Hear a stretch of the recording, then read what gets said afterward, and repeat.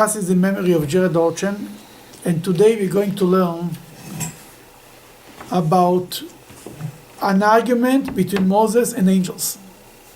Shavuos is coming up. God gave the Jewish people the Torah on the holiday of Shavuos, right? The whole nation came out of Mount Sinai, and God revealed himself. God came down with a fire and thunder. It was almost like a volcano. And they heard the voice of God. I am your God, do not worship idols, the whole Ten Commandments. Then Moses told the Jewish people, I'm going. He disappeared inside the cloud, like going towards the volcano. And he went up on Mount Sinai for 40 days. And there he received the Torah. He got the 2 tablets, right, of the Ten Commandments in writing. And God taught them the commentaries and everything, the whole tradition. Then the Talmud here is coming and tell us what was going on in heaven. What happened? Then let's read a little bit from inside. It's a Talmudic discussion in the Tractate of Shabbat, 88b3. That's the page where it's in the Tractate of Shabbat. It's called the Sugya of Matan Torah, the old discussion that speaks in the Talmud about the giving of the Torah. The Talmud discussed there the date that was given the Torah, many other details. We took one story that the Talmud repeats and tells us from Rabbi Yeshua ben Levi, very famous Talmudic scholar. He tells us that was an argument between angels and Moses about the giving of the Torah. Let's see what happened. Where? On the right column, the second paragraph. Another teaching by Rabbi Yehoshua ben Levi regarding the giving of the Torah. And our Yeshua ben Levi said, when Moses ascended to the heavenly heights, the ministering angels said before the Holy One, blessed is he, master of the universe, who is someone born of a woman doing among us. When Moses went up to Mount Sinai, he went, so to speak, up to heaven, right? God brought down the heaven to the mountain, the cloud, and he was inside the cloud that was in heaven. That the angels, ministering angels, asked God, what is a human being doing here? God, it's written in the book of Psalms, Hashamayim shamayim laHashem, the heavens is for God, ve'aretz, the land he gave to humans. The human belong in one place, and angels are belong in another place. What is he doing? What is he walking around here? What's going on here? Who gave him permission to come here? Go ahead. You want to take God. God said to them, he has come to receive the Torah. He's telling them, by the way, I forgot to tell you, he came to receive the Torah. Really? They said before him, the coveted and treasured Torah, that was stored by you as a treasure for 974 generations before the world was created. Okay. How it came up in the 974 generations? How many generations were from the creation of the world until God gave the Torah to the Jewish people? 2,000 years? 26 generations. Beautiful. They take the 26 to 974, it's 1,000 generations. It means to say the Torah, even before God created the world, there was no time. But in essence, it's so higher. It was so before God had the Torah in his mind much before he created the world. It came before the world. The world was created as an outcome of the Torah. The Torah is considered the blueprint of the world. God had a Torah in his mind. And then he wanted people to observe it, that he created the world. That the Torah came first, and then the world came because of the Torah. Understand? Then he said that the angels tell God, as long as you had the Torah, we didn't want to bother you. But are you planning to give it? Hey. Let's continue. After we have the 974 generations, basically 1,000 generations that are versed in the book of Psalms. Then the Torah was, so to speak, 1,000 generations before human, before creation, before the world, higher than the world. 1,000 generations is basically intended to be kind of the expression of forever. Basically, completely higher, beyond number. Yes, much higher than the world. Wasn't world created on Hebrew alphabet? So, The first came Hebrew alphabet, then the world. you're right. God created, first was the Torah, then the world. Absolutely, yes. Okay, continue. You intend to give that to flesh and blood? That to flesh and blood? This Torah to human beings who can mess up every 5 minutes? You treasure you're giving to these guys this? What's the word? I mean, the way they had the word that. What's the word in Hebrew for that? Atom vakish? No, there's no special word for that. Go ahead.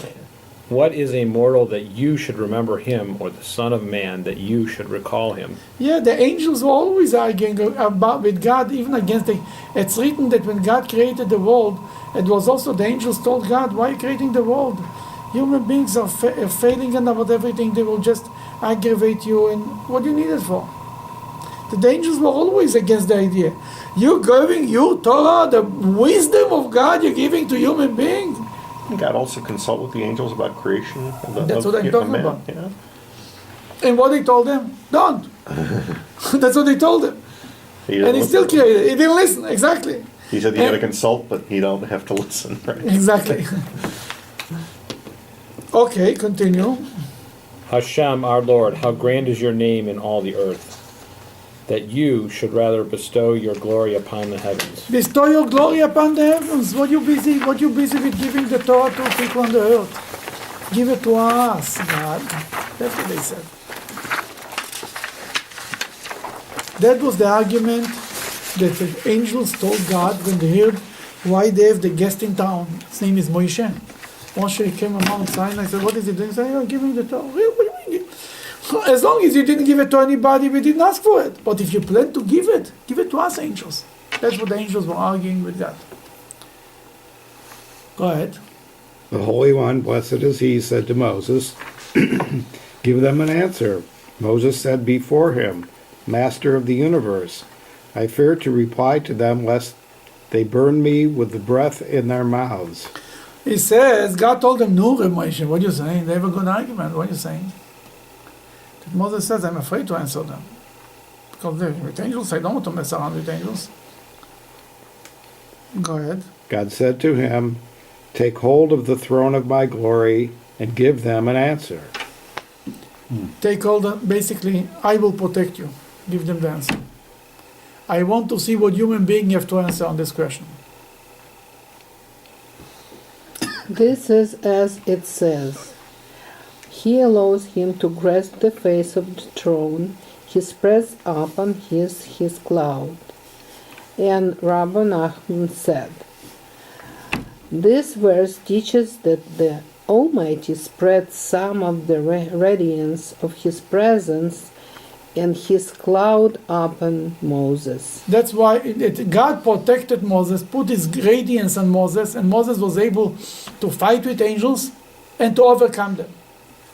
Maybe this where it came down, that Moses came down from Mount Sinai his face was shining, because he was had already a fight with the angels, and God protected them. That he was stronger and higher than angels. You see, when he was at Mount Sinai, he was like an angel. Why he was like an angel? Didn't eat and didn't drink, and didn't sleep for 40 days and 40 nights. How can a human being do it? That in these 40 days he was like an angel and even stronger than an angel. A human being who can behave like an angel is a bigger achievement than an angel alone. An angel, that's what he is. He doesn't have food, his stomach doesn't bother him. It's not a big achievement that an angel doesn't have to eat. When a human being behaves like an angel, it's much bigger. The narrative continues. The narrative is resumed. Commencing his argument, Moses said before him, Master of the universe, the Torah and you are giving me, the Torah that you are giving me, what is written in it? I am Hashem your God, who has taken you out of the land of Egypt. Moses said to the angels, did you descend to Egypt? Were you enslaved to Pharaoh? Moses took the 10 Commandments and started to go over with them one by one. I am your God who took you out from Egypt. I said, hey guys, when were you in Egypt lately? You suffered from Pharaoh? What does the Torah have to do with you? Go ahead. Why should the Torah be yours? What else is written in the Torah? There shall not be unto you gods of others. Do you live among nations who worship idols? What is written? What is written? What else is written in it? Remember. Then first we tells them the next commandment is do not worship idols. So is anybody in the heavens worshiping idols? Why you need such a commandment altogether? Okay, Remember this. you want to continue? Sure. Remember the Sabbath day to sanctify it. Do you engage in any labor from which you would need to rest? What else is written in It says are you engaging, and you have to rest on Shabbat. You're working all week that you have to rest on Shabbat? Somebody who doesn't work all week doesn't have to rest on Shabbat. Only people who work have to rest. Somebody who never goes to work doesn't have to rest. What next is written? Go ahead, the next What commandment. else is written in it? You shall not take the name of Hashem, your God, in vain. Are there any other business transactions among you that might lead you to take oaths taken in vain? Why the Ten Commandments says do not use God's name in vain? Because people will just take an oath and swear. I swear that this belongs to me. They lie. They have an argument about business. Who needs it there? Who needs it in heaven? Why is this problems in heaven? Continue. Okay. What else is written in it? Honor your father and mother. Do you have a father or mother? Do you have a father and mother? Any angels a father and mother to take care of? Do they know what it means to have in-laws? Go ahead. What else is written in it? You shall not murder, you shall not commit adultery, you shall not steal. Is there any envy among you? Is there any evil inclination amongst you? Yeah, he said none of this is relevant to you guys. It's all talking about human beings. That's why the Torah is to begin with human beings. Go ahead. Is there any evil inclination among you? Immediately the angels conceded to the Holy One, blessed. Immediately the angels consider they admitted that it doesn't belong to them. As it is said at the end of that This- psalm, Yeah. Hashem, our master, how grand is your name in all the earth. Now here it is not written, bestow your glory upon the The heavens. second time when the Psalms end, it doesn't say again, bestow your glory on heavens, because they understood that the Torah belongs to human beings on earth. Immediately every one of the angels became a friend of Moses. Every one of them, in an argument in Judaism is before, as long as you argue, you argue. The moment it was resolved, now you admit to the other person, you become his friend. The angels became Moses' friends. They thought that he won the argument. Now he is the Torah. Now he's the boss. He has something they don't have. So, And gave him something, as it is said, you ascended to the every heights. angel gave him a secret, gave him a present. What type of present? Okay. You ascended to the heights, you captured a captive, you took gifts because of man. That is to say, in reward for bearing the insult when the angels called you a man, you took gifts. Means to say the angels gave him gifts. What are the gifts that the angel gave him? Go ahead. The angel of death also gave him something. As it is said, Moses said to Aaron, take the fire pan and put it on the fire from upon the altar and place incense. Okay, what happened is like this. After the story of Korach, you know that when Korach was swallowed up in the earth and the whole story, after that, the Jewish people complained to Moses and Aaron, you're killing everybody. You're killing the people of the nation of God, the people of God. God get upset at the Jews and started a plague, another plague. That Moses told Aaron, go take incense from the altar and run, and when the people die, and the next person who didn't die yet, stand with the fire pan, and this has the power to stop the plague. And Aaron did exactly what Moses told them, and the incense stopped the plague. How did Moses know that incense stopped the plague? Who gave him the secret? The angel of death gave him the secret. At Mount Sinai, the angel of death told him, I have something to tell you. If you're sometimes in dear trouble, that's what you should do. And there is stories in Jewish tradition that sometimes in communities, when it was like an epidemic and many people died, they took at least there is one story that they took people they took a minyan in 4 corners of the city, and they recited the prayer of incense. We cannot do incense anymore because incense is only done in the temple. But instead of doing incense, we can pray it. We say this prayer we recite it every day before the mincha service. Then they recite this prayer and they stop the play. There is such a story in Jewish history. And that's the secret that he gave him. Go ahead. He, Aaron, placed the incense and atoned for the people. And it says, he stood between the dead and the living, and the plague was checked. Now, if the angel of death had not told Moses the secret, how would he have known? Okay, that's the story. Now, what do you do with the story? Looks like a little. The angels didn't know that's human beings. That human beings only have father and mother. You have to tell the angels. What is Rabbi Yeshua ben Levi trying to say? Rabbi Yeshua ben Levi didn't overhear the conversation between angels and Moses. He wants to say a concept. Where the Torah belongs, in heavens or in earth. What he really wants here? There is a concept in Jewish law, in Jewish tradition, that God doesn't demand from human beings something that he himself doesn't do. If he tells us to do it, he's doing it. And what God wears to fill in.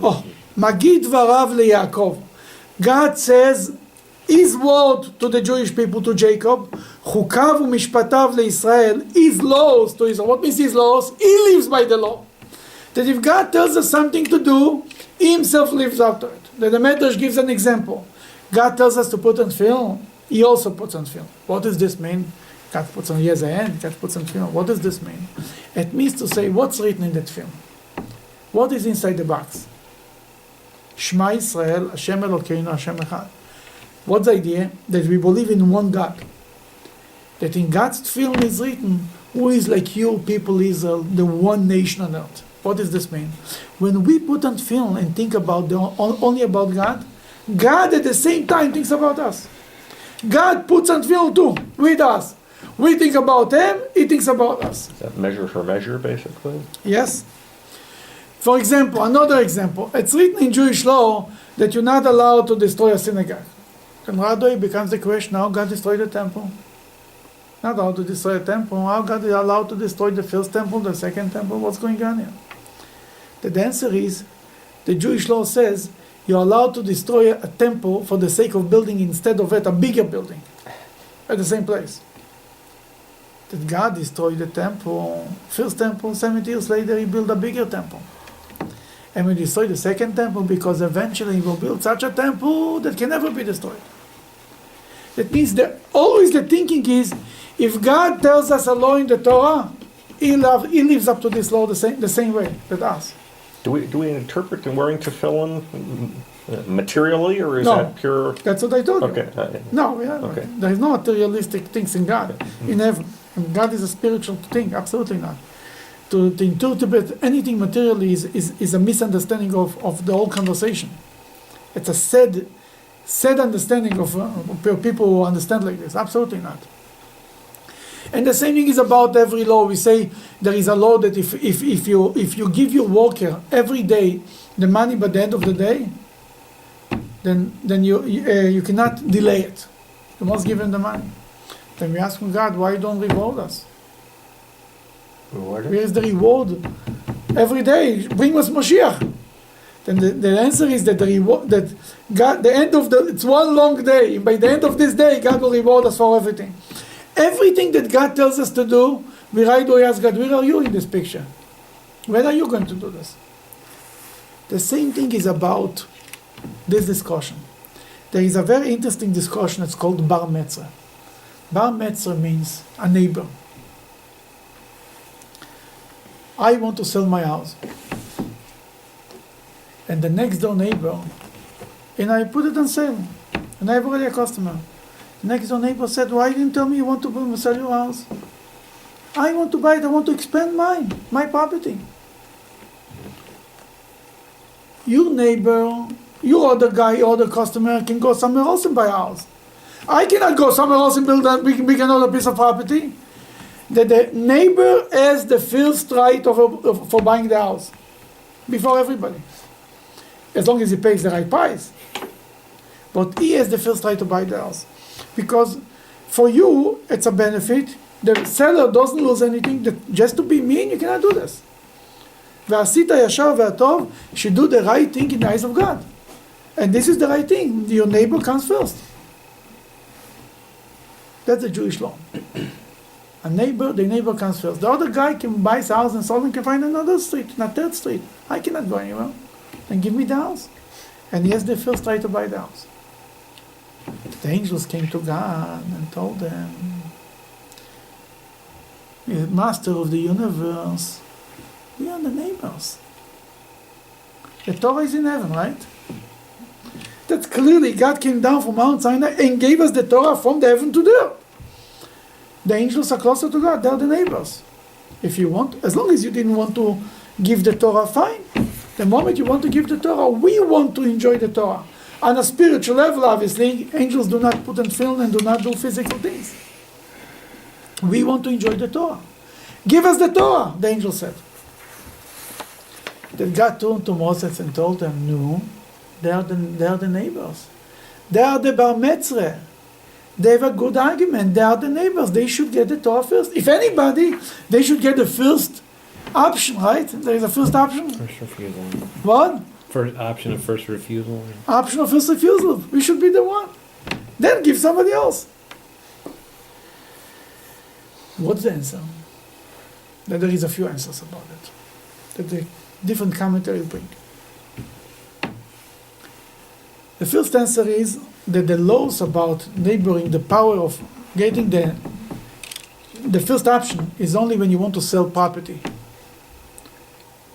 Something that cannot be moved from one place to another. Anything that it's movable, then there is no law. The law doesn't apply. If I want to sell a refrigerator, the neighbor cannot tell me, I'm the neighbor, I want the first one to buy the refrigerator. Refrigerator you can buy in a store, you can bring another one. The Torah is not property. The Torah is considered, it's a portable thing. We see it when the Jewish people, when they build the Ark of the Covenant, right? The Ark of the Covenant had two poles inside it, that the Torah says you're not allowed to remove the poles from the Ark. Why? To symbolize that the Torah is portable. You pick this up and you go. We throw us out to the land of Israel, we took the Torah, we moved on. The Torah goes everywhere. The Torah is not attached to a certain property, to a certain place. We should observe the Torah everywhere in the world. That's one answer. Therefore the angels, you tell the angels, yeah, you're neighbors, but the Torah is something that is movable, is portable. Or there's an argument on the other end, but we'll not confuse you more. But the Torah it's a portable thing, but others you cannot find another one. That's the problem. The other answer is when I want to sell the property, the neighbor is number one. But if I want to give it a present, I'm not selling. If I want to give it a present, I want to give it a present that a person that I like. Why I want to give a present? I love this person. I want to give him a present. I don't love my neighbor. I'm not in the business of selling it. I'm giving it a present. If I give it as a present, you cannot force me to give it to my neighbor first. If I want to sell, it's about making money. I should take the money from the neighbor before I take the money from another person. And I sell it to him. But if I want to give it a present, I can give it a present to anyone in the world. When God gave the Torah, how He gave it to us? He sold it to us? Or He gave it to us as a present? What do you think? Present. He didn't sell it to us. It's called Matan Torah.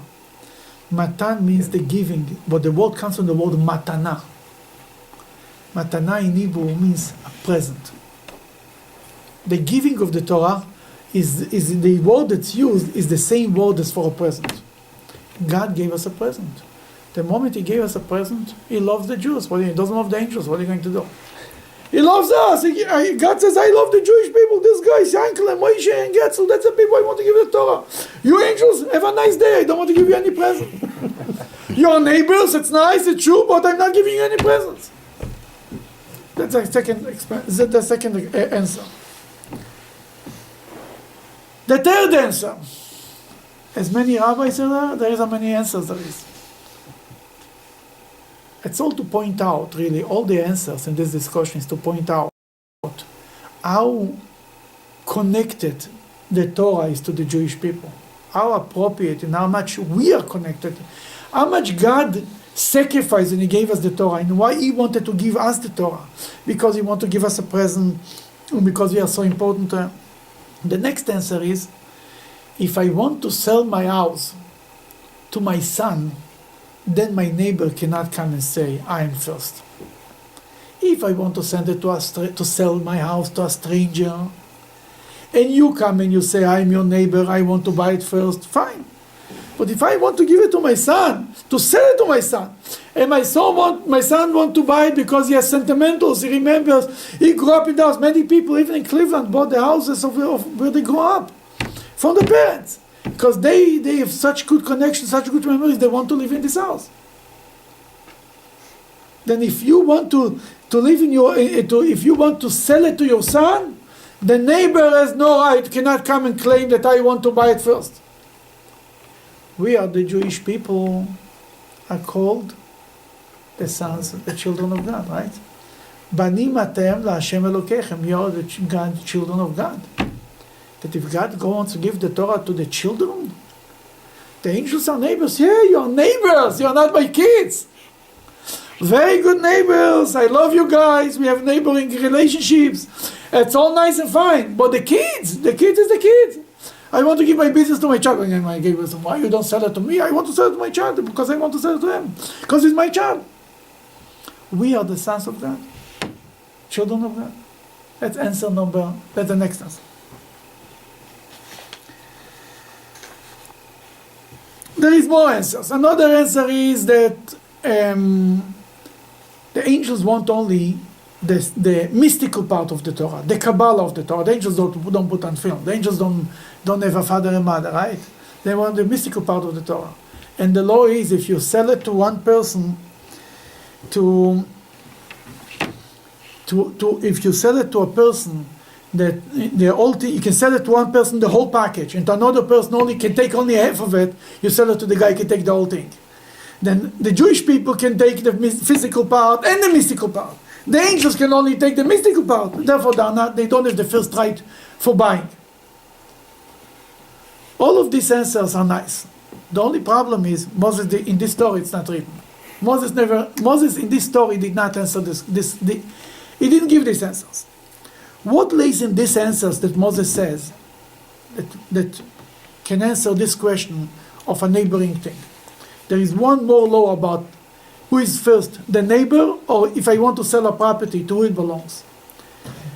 If I want to sell my property, my house, to somebody who wants to build or my property to somebody who wants to build a house there, or the other person wants to make from it a field, who comes first? What do you think? Your neighbor wants to make a field, and the other person wants to build a house there.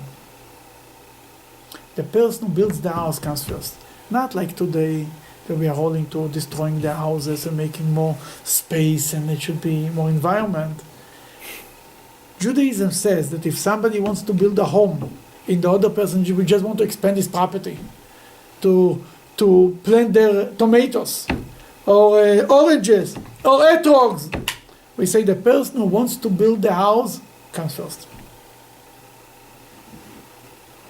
Therefore, now angels are, so to speak, in the spiritual world.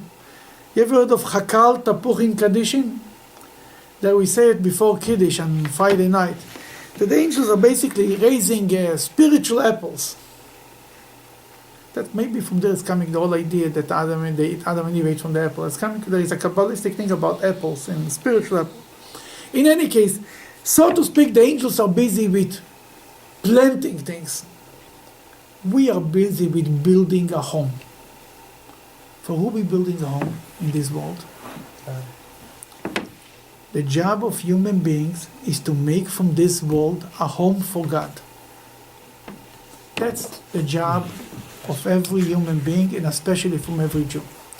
How we make a home from God? Why God wanted to create the world? God wanted to create the world. It's written that he had a taiva. A taiva means he had a craving. God had a craving. We have a craving sometimes for ice cream or for something else good. God had a craving too. One day, middle of the night, he woke up, he has a craving. He's diving in his grave. What he wants? He wants a world, a physical world, and he wants human being that they don't see God, and they don't hear God, and they are not angels, to recognize God, to do a mitzvah, to take a physical thing and to make it holy. We are empowered to take material and turn this material into a holy place. What does this mean? Even on a simple level. When I take a cup of water and I say a blessing before it, or I say a motzi lechem nahar before I eat a piece of bread, I recognize that this bread belongs to God. Making a home for God means recognizing God in this world. Then God has a whole big desolated world, and He's waiting for us, human being, Jews, and every human being, to go around and recognizing God. How we recognize God? By doing mitzvahs. By living a physical world and doing things in this physical world, and by this we're recognizing God. For example, we're living here in Solon. Solon was existing for 5,775 years. Not for 20 billion years or 60 billion years. Who knows what? Whatever. For me, it's good enough, 5,775. If you need 60 billion, go ahead, enjoy it. And this space part is called Solon. Nobody ever served God here.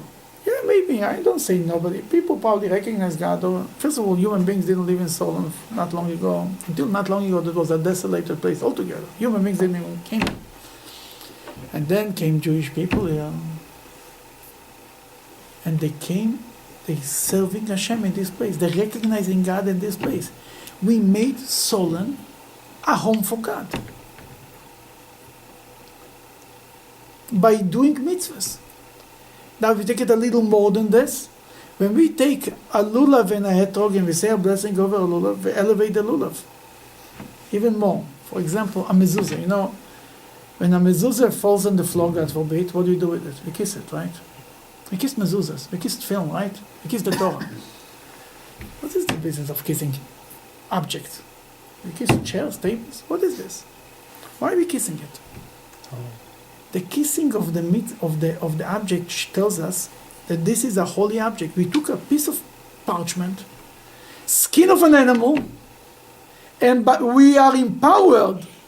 The sofer, the Jewish scribe, is empowered to write the letters, to write on a parchment, and by this, writing the Shema on the parchment, by this it makes on the parchment a holy object. We cannot throw it away, right? We have to bury it. We have to treat it with respect. Taking a skin of nothing, a material thing, turning it into a holy thing. We are the only one in the world who are empowered to do such a thing. To turn things into holy objects. That means what? I said I remember learning that last year, and it really kind of got to me. That's kind of interesting. That we have an unbelievable power to take the world and to make it a godly place. That the same meal, if we didn't say thank you before the meal to God, it's just like we're eating like animals. If we stop before the meal and we say thank you God for the meal, or if you're a Jew, you say the bracha, suddenly the meal is serving of God. It's a service of God. Eating cholent on Shabbos is a mitzvah. On Tuesday is not a mitzvah. You might actually choke. Ever try to eat in the middle of the week? You'll never, the rest of, I don't take responsibility for this. But Shabbos, cholent, yeah. So there's a major theme between connecting this world to the spiritual world, and this is obviously part of it, right? Yeah, but the goal is to bring the spiritual world down to this physical world. And really, God started it. It used to be a separation.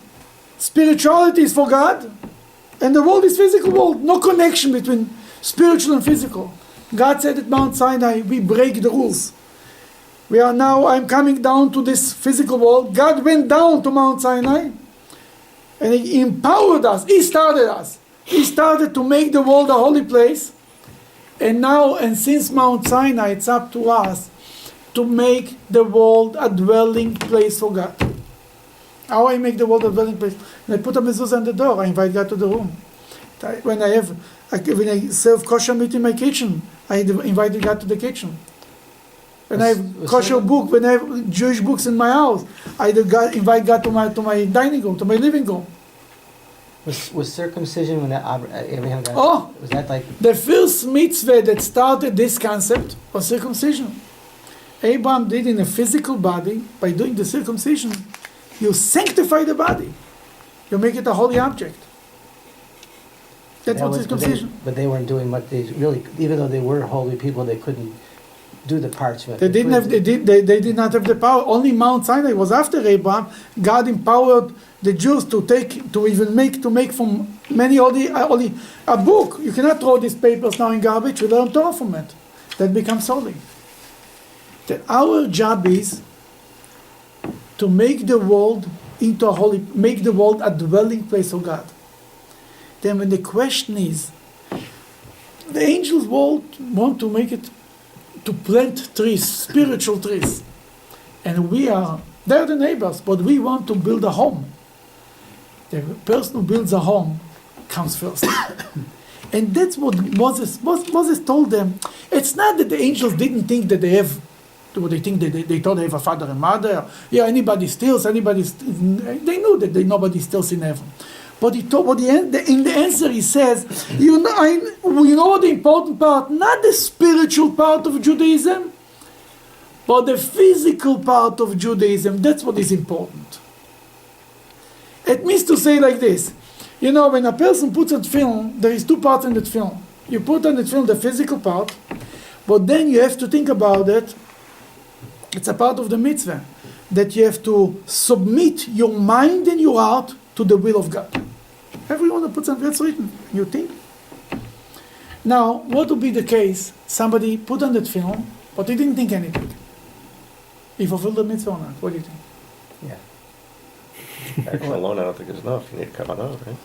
Oh, you can give it the name. There is kavanah and there is maaseh, the action, right? The mitzvah itself. If you put on that film and you had no kavanah, no intention, you were thinking about the game. Who won, by the way? Still being played. Okay. Did you fulfill the mitzvah of putting on film or not? What do you think? What did you do in New York City when you put on the film on all these people? You fulfilled the mitzvah. Just do it, right? Oh, now we'll take the other side. Somebody has a tefillah on the table. He was tired, let's say he was sick, and he was a whole day thinking about submitting his heart and mind for God. Did he fulfill the mitzvah or not? You don't do He had 100% kavanah. Intention was completely zoomed in on the best level. Nobody even puts on film as this level of intention and control and focus that he has. He didn't fulfill the mitzvah. Unless he was precluded from doing it, right? He still didn't fulfill the mitzvah. He still didn't fulfill the mitzvah. We don't blame him. He's not accountable for it, but he didn't fulfill the mitzvah. Let's say he's a Jew in Russia in jail. He didn't have film. That we don't blame him, but he didn't fulfill the mitzvah. Then, right? Then what do you see from this example? The question is the action or the thought. Action is the important part. And that's really is the argument between Moses and the angels. What's more important? The angel says to think film, we do a much better job than you guys. A much better job than you. We are more spiritual, we are closer to God, we don't have bad thoughts in our thinking, we are more focused, we love God more than humans, we fear God more than humans, we do a much better job than you. What do you need you put in that film? Big deal. God says that Moses answers, yeah, but from you thinking nothing good comes out. There's no physical I have a body. question. We need a physical world. The physical world has to become elevated and sanctified. And angels cannot do it. The regular Joe Schmo who puts on film and he doesn't even think a minute about what he's doing. He is sanctifying the world. He makes the world a holier place. That ultimately, that's the argument. Who is more important, angels or human? The answer is human. And in the Torah itself, that's always, for example, a similar argument was later at the, what's your question? I'm sorry. We don't have to talk about it if it's not related, but there is something I heard that when you, that God can attach the deed to the thought. It's something like if you can't do it, but you... If there is a deed, God can attach it. Yeah, if you add intentions to do a mitzvah, God will help you to accomplish it. That's the deeper meaning. Okay. If you decide to do something good, God will help you to make it work. When Moses came down from Mount Sinai with the 2 tablets, what happened downstairs? Having a little party. The little was a little more than a little, worshiping idols, right? Moses took the tablets and smashed it. Why smash the tablet? It's his grandfather's. What is this business? He was the UPS guy. He was the delivery man. What is he breaking the tablets? He was the lawyer, ripped up the contract. It's not enforceable. Then what was here the question? The question was, we had here tablets. That's written in the tablets, do not worship idols. If somebody worship idols, that's their threat. Tells he has a Jewish people or worshiping idols. He has a contact. Here the question, the Torah, the tablets, the writing of God. God provided the stone and the writing. Yes, the writing of God says, here the question, the Torah or the Jews? The Torah or the Jews? He had a split second time to decide. It's like when the games, like decisions have to be done like this, right? You know what he said? The Jews come first. And he smashed the tablet. He didn't know he's going to get another set. God never promised him. He had no idea how this is going to evolve. Why? Because it says in the Torah, it's written, speak to the children of Israel, tell the children of Israel. It's about Israel. Basically, it's the same argument. What's more important? A Torah in the heavenly spirit, where angels can learn the Torah, or human beings who can do it? He said it's about human beings who can do it. Because we make a difference. We make even mitzvahs without thought. A mitzvah without kavanah, it's written is keguf belo neshama. It's like a body without a soul. It's like a handicapped mitzvah. It's like creating a handicapped person. You know what I mean? It's like it's a half mitzvah done. Yeah, he put on the film, but he didn't think about it. He didn't care for it. And it's like the mitzvah is like, oh, there is somebody there. Thoughts without action, it's a thought. It never came down to the world. Then to make a physical, the job that the Jewish people at Mount Sinai, the Jewish people were entrusted, we were empowered, we were sent out to build a house for God. And at every mitzvah that we do, in every place that we go, we are making the house of God bigger and brighter and more beautiful every day. For generations and generations and generations, we're building the house of God. That's why Jewish people are exiled from country to country. Why we are exiled? What's wrong in Israel? It's not only because we were sinned, because we are on a mission. We were exiled from Israel to Babylon, and from Babylon we went to Rome. From Rome we went to Spain. From country to country to country to country, with one goal: to make in every place a house for God, to recognize God in every place. Jewish people created. While Moshe was getting 10 Commandments, Moshe knew what 10 Commandments said when he came down. But people who created, They didn't know. They knew. Not like in the movie, they knew. On Shavuos, God gave the Torah, said the 10 Commandments to all the Jews. Okay. And then Moses went up on Mount Sinai, we had this whole fight with the angels and everything. And finally he gets the 2 tablets, he comes down. 40 days later, the Jewish people know. So they knew. They knew, Okay. absolutely they knew. That's the problem. Okay. If that wouldn't be such a problem. Now it makes sense. They knew about it. And more than that, the moment the Torah is given to human beings, the angels benefit from it too. Not only the human beings. Because when you elevate the world, you cannot pick up from the roof. You have to pick up from the bottom. When the human beings are elevating it, then the Jewish people, then the angels benefit. The angels being elevated when the human beings are being benefited and elevated. Now I just want to learn with you one more little piece. You know what? Go ahead. Now, might one of the angels step up at this point and say, "Well, hold on a minute. Us angels, we do stuff on Earth. We destroyed Sodom and Gomorrah. We talked to Abraham and Sarah. We've done some stuff, so we should get the Torah because we do stuff and we've got good thoughts." they can destroy maybe by a mission, or they cannot really. I'll tell you, the only accomplishment is when you have the free choice. Very important component, the most important component, I would say, of human beings. Why is it considered a big achievement? Is because we have free choice. We can do good, we can do bad. We choose to do good. Right? Angels do not have free choice. Angels are spiritual robots. They only do what God tells them. Then we are in the image of God. What means we are in the image of God?